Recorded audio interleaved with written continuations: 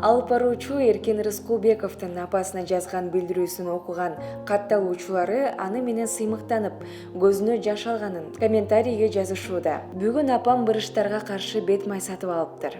Анын айтуусу боюнча кымбат. Кубанып алган. Апамдын бизди багам деп бетиндеги түшкөн бырыштарды кетирчү бет май болсо, дүйнөдөгү бардык бет майларды сатып алууга даяр элем. Буга чейин бизди ойлоп, бир дагы косметика сатып алган эмессиз. Косметика эмне болуп калыптыр? Түзүктөп кийим да алчу эмессиң. Эжеңдин же курбуңдун кийимин кийчүсүң. Бир гана эне гана өзү үчүн эмес, балдары үчүн гана жашай алат. Азыркыга чейин эртең менен электр мешинин иштеп жатканы угулгансың. Күндө эртең менен булочка жасачусуң.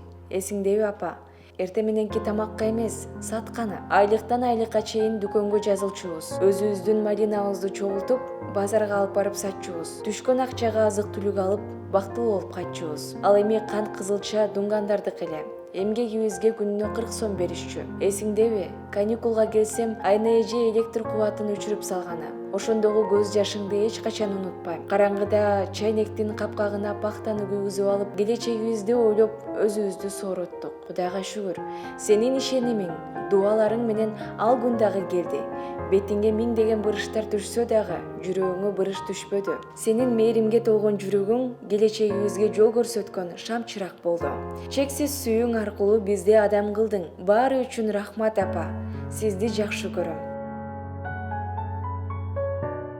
Чыпалак Баатыр, 21-кылымдын кожомкулу.